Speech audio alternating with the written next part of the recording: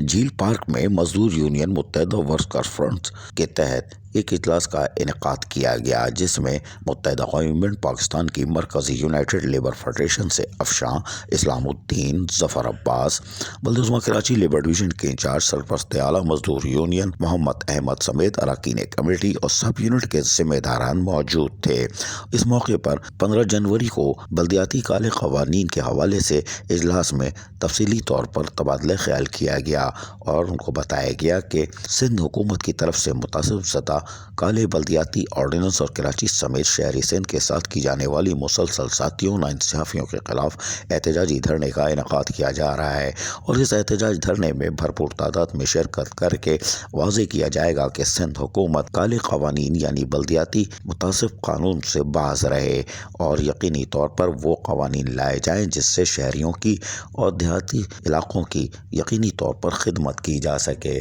اس حوالے سے یقینی طور پر کھل کر تبادلہ خیال کیا گیا، جس پر وہاں موجود ملازمین نے بھی لبیک کہا اور کہا کہ ہم یقینی طور پر کالے قوانین کے تحت نافذ کردہ زبردستی نظام کو مسترد کرتے ہیں اور 15 جنوری 2022 کو ہونے والے مظاہرے میں بھرپور شرکت کریں گے، اور اس بات کی یقین دہانی کروا دی گئی۔ عزیز عارف، KBS بلدیاتی نیوز کراچی۔ ایسی ہی خوبصورت ویڈیوز فیوچر میں حاصل کرنے کے لیے ریڈ بٹن پر کلک کر کے اور بیل آئیکن کو پریس کر کے ہم سب کے سبسکرائبر بننا مت بھولیے۔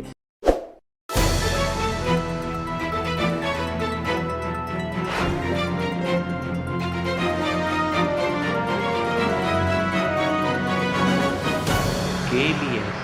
بلدیاتی نیوز۔